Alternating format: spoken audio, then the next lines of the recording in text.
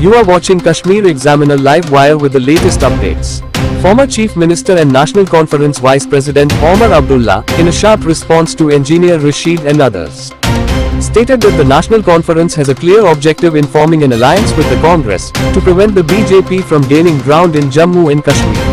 जम्मू कश्मीर को बहुत नुकसान का सामना करना पड़ा है। जम्मू में, कश्मीर में हर तरह आप देखें तो लोग मायूस हैं, परेशान हैं। इस परेशानी से, इस मायूसी से बचने का एक ही तरीका है।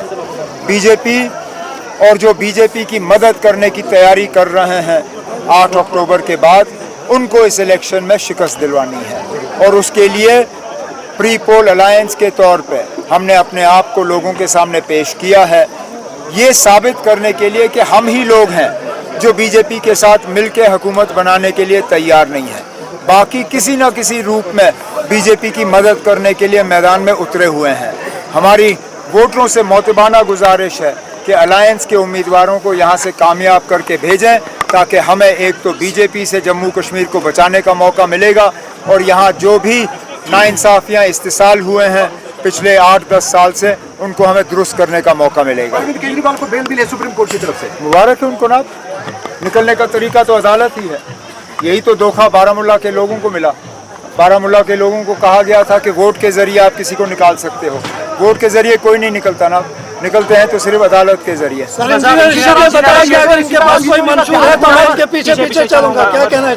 अब हमारे मंशूर में ऐसी कौन सी बात है ना जिसका उन्होंने जिक्र नहीं किया।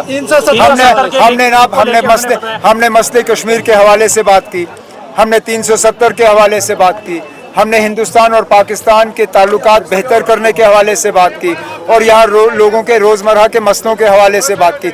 मुझे ऐसा बताइए ना, हमने ऐसा कौन सा इशू छोड़ा है जो लोगों को जाके टच नहीं करती।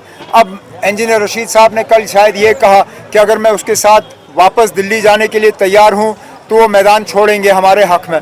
मैं आज कहता हूँ ना, जिस दिन उसको वापस तिहाड़ जेल वापस जाना होगा, मैं साथ जाऊंगा उसको वहां छोड़ने के लिए। मैदान छोड़े और घर में बैठे। अगर नेशनल कॉन्फ्रेंस अपने ये बताएगा कि 370 को लेके उनका मतलब एजेंडे को वो डिफाइन करेंगे, तो हम डिफाइन करने की क्या जरूरत है? हमने कहा है कि हम इसके बहाली के लिए लड़ाई लड़ेंगे। हमने तो कहा है, हम 2 चीजों पे लड़ रहे हैं ना। अब एक तो बीजेपी को बाहर रखने के लिए, और हमसे जो छीना गया है उसको दोबारा बहाल करने के लिए। कल जब इंजीनियर रशीद साहब से एक सेमिनार में यही सवाल पूछा गया कि क्या वो बीजेपी की मदद करेंगे इलेक्शन के बाद, वो उस पर खामोश रहे।